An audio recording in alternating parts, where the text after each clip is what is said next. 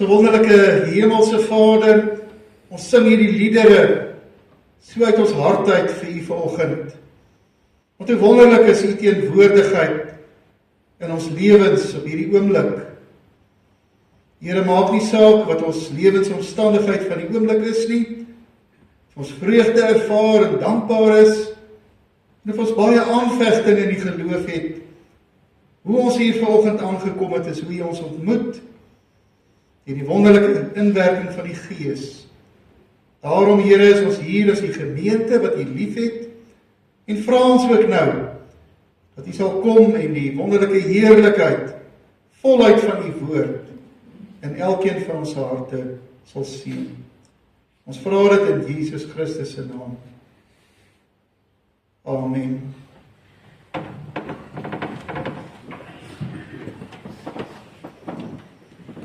Broers en susters, ons gaan uit die Nuwe Testament uit saam lees. En ons lees uit die eerste van Paulus se briewe aan die gemeente in Thessalonika, die eerste Tessalonisense brief. Dit is eintlik 'n baie bekende hoofstuk wat handel eintlik oor die wederkoms. Miskien een van die mees uitgebreide gedeeltes in die Nuwe Testament, waarin Paulus die uitsprake oor die wederkoms maak, maar hy gee ook aan die gemeente bepaalde voorskrifte. En dan is daar 'n slotwoord, wat eintlik soos 'n getuigskrif is, wat Paulus vir die gemeente gee, en dit gaan dan vanoggend die tekswoorde vir ons prediking wees. So kom ons lees die eerste 11 verse dan van 1 Tessalonisense 5. Oor die tyd en omstandigheid, wanneer hierdie dinge sal gebeur, is dit nie nodig om aan julle te skryf, nie, broers. Julle weet self maar al te goed, dat die dag van die Here onverwags kom, soos 'n dief in die nag. Wanneer die mense sê, alles is rustig en veilig, sal die ondergang hulle skielik oorval, soos geboortepyne 'n swanger vrou, en niemand sal ontkom nie. Maar broers, julle leef nie in die duisternis nie. Die dag sal julle nie soos 'n dief oorval nie. Julle is toch almal mense van die lig, mense van die dag. Ons is nie van die nag of die duisternis nie. Laat ons dan nie slaap soos die ander nie, maar laat ons wakker bly en nugter wees. Die wat slaap is van die nag, en die wat hulle dronk drink is van die nag. Maar ons wat van die dag is, moet nugter wees. Ons moet geloof as liefde, en liefde as borsharnas dra, en die hoop op die verlossing as helm. God het ons nog nie bestem om gestraf te word nie, maar om deur ons Here Jesus verlos te word. Hy het ter wille van ons gesterwe, sodat of ons aan sy koms nog lewe of reeds dood is, saam met hom sal kan lewe. Praat mekaar moed in, en versterk mekaar dan met hierdie woorde, soos julle trouens reeds doen. Veral die laaste frase van vers 11 van die tekswoorde van ons prediking wees, soos julle trouens reeds doen. Dus kom ons eindig dan vanoggend die skriflesing daar. Gelukkig is mense wat graag die Bybel lees, en die inhoud daarvan vir hulle lewens deurdink. Ons gaan nou 'n lied sing vir die prediking. Kom ons sing Vonklied 102. Dis 'n pragtige beruiming van die baie mooi uitspraak in Psalm 19.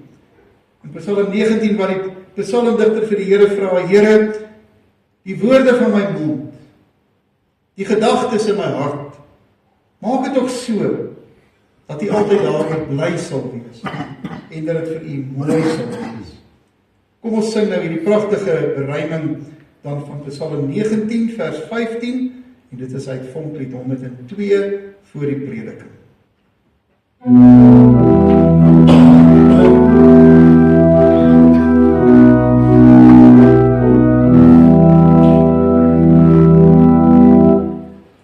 Mag die woorde van my mond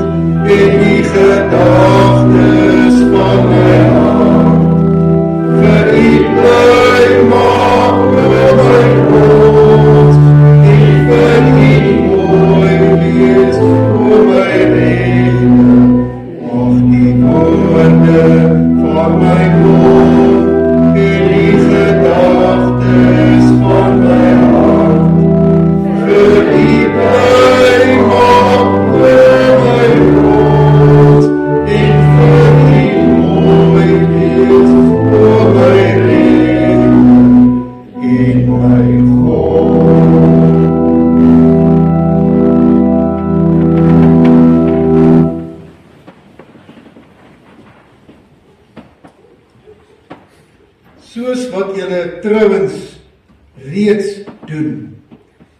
Liewe broers en susters in die Here, die wese van die Bybel is in 'n groot mate maar voorskrifte. Dit is baie keer wette en vermaaninge.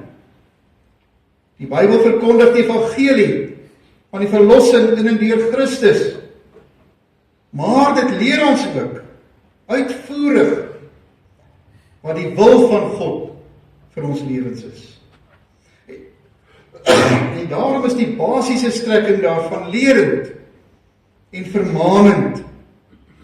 Want ons slaag nie altyd volkome daarin om die wil van God te doen nie. So gedeeltes in die Here se woord, soos ons teksvers, soos julle trouens reeds doen, kom baie minder in die Bybel voor. Maar dit kom tog ook wel voor. En as ons dit raak lees, dan is dit baie insiggewend. Want die gemeente in Thessalonika hoor by die skrywer apostel Paulus, dat hy raak sien, en dat hy soveel berigte hoor, hoe daar in die gemeente verhoudinge is waar mense mekaar bemoedig en mekaar opbou. Wat Paulus dus eintlik doen is om die gemeente te prys oor hulle optrede en gesindheid.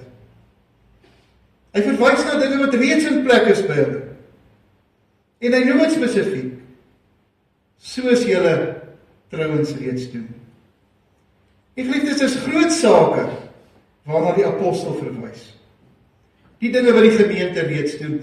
Want enige mens, enige verhouding, het dit so brood nodig,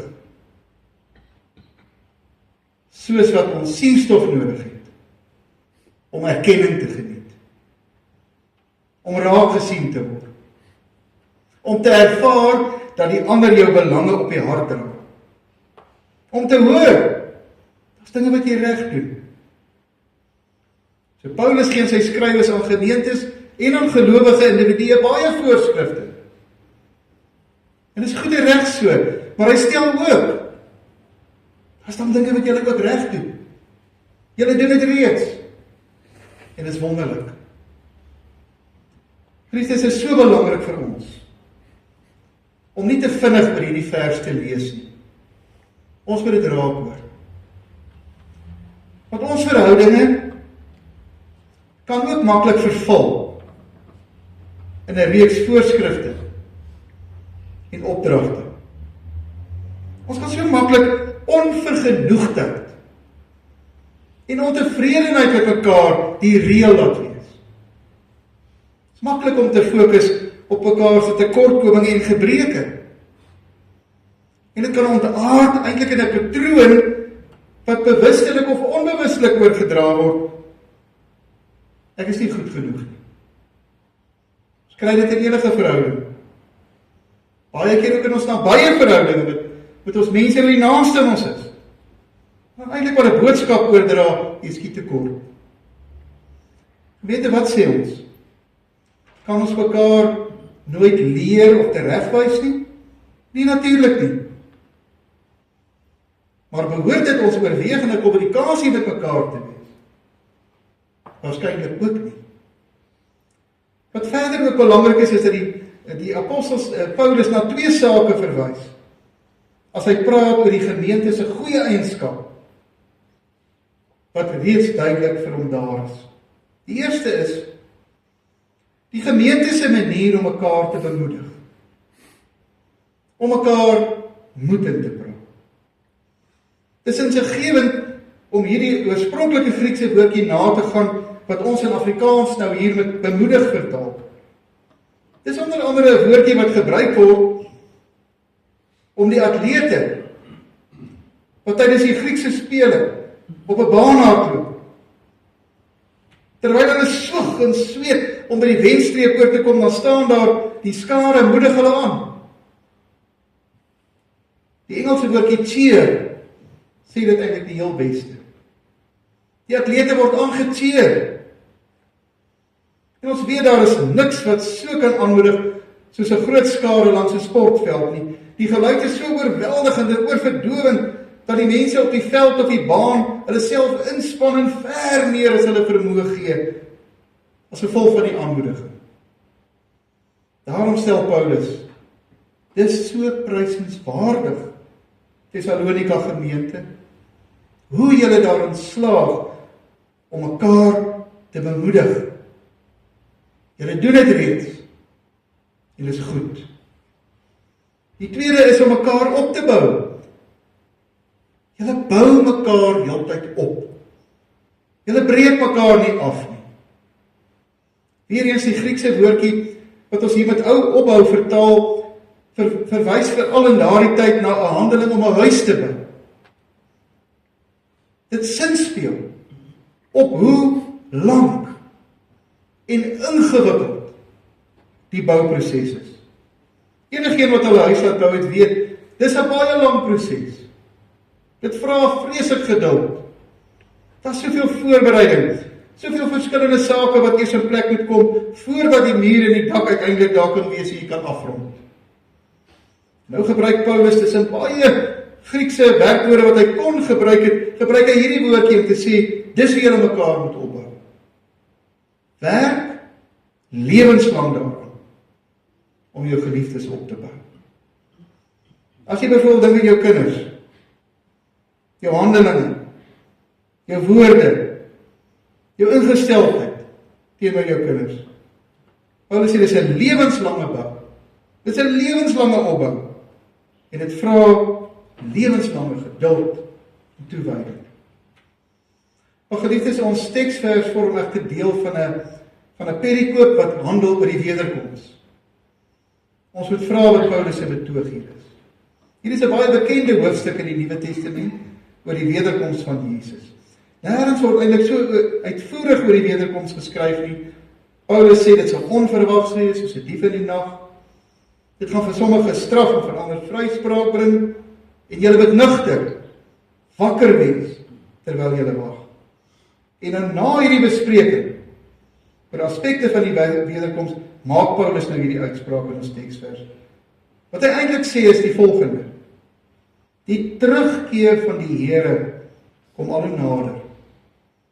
En in die lig daarvan is dit goed dat julle tyd sal spandeer om ander te bemoedig, om mekaar aan te juig, om mekaar eintlik toe te cheer, soos wat 'n skare doen. Want onthou, julle is almal atlete om 'n baan. Dit gaan so maklik geestelik moeg word. Dit gaan so maklik uitsak. Dit gaan so maklik tou opgegooi geestelik. Ons kan eintlik aan die slaap gevind word, sê hy. Daarom, terwyl die Here aan die kom is, spandeer jou tyd om ander te bemoedig. Paulus sê dat omdat die Here enige dag kan terugkeer. Bly lewenslang aan mekaar, lewenslang mekaar opbou. Doen dit wanneer julle met mekaar praat. Wanneer julle teenoor mekaar optree en laat dit julle ingesteldheid teenoor mekaar wees. Geliefdes, ten slotte elke Bybelgedeelte wil vir ons 'n spieelbeeld wees. Ons moet dit op ons lewens van toepassing maak. Elke aspek van ons lewe. So Paulus se baie mooi getuigskrif van die Thessalonika gemeente. Vra vir ons vanoggend: wat is die aard van ons kommunikasie met mekaar? Hoe praat ek? Wat is my boodskappe? Veral aan die naby mense. Mense wat baie naby aan my is, maar ook verder van my af is. Is ek net voorskrifklik? Bemoedig ek? Cheer ek mense aan? Hou ek op? Stadig aan? Met geduld? Met toewyding? Lewenslang? Mag die Here ons deur sy Gees daartoe help. Amen. Kom ons dank nou saam. Wonderlike Hemelse Vader, baie dankie Here dat ons ook 'n gemeente kan wees. Hier het ons belang by mekaar. Here, dankie vir Paulus se pragtige getuigskrif van die Thessalonika gemeente, Ek hoor, julle is mense wat mekaar bemoedig. Julle bou mekaar op. Dis goed, dis wonderlik, want die Here is aan die kom. Here, ons dink ook aan ons persoonlike verhoudinge met mense. Veral ons naby mense. Bemoedig ons mekaar. Bou ons op. Cheer ons mekaar aan. 'n Lewenspad waar ons maar almal geestelik aan die hardloop is, sodat ons die wenstreep sal behaal. Baie dankie Here vir die rustigheid van hierdie Sondagoggend. Hoe wonderlik om in hierdie gebou in te stap en te verwag, die Here sal ook vandag met my praat. Wat my omstandighede ook al is. Ook al daardie dinge wat mense nie sien en van weet nie. U ken dit, u deurgrond dit, u bestuur dit. Here, stuur nou u vrede, kalmte in ons harte. Ons vra dit van u in Jesus Christus se naam. Amen.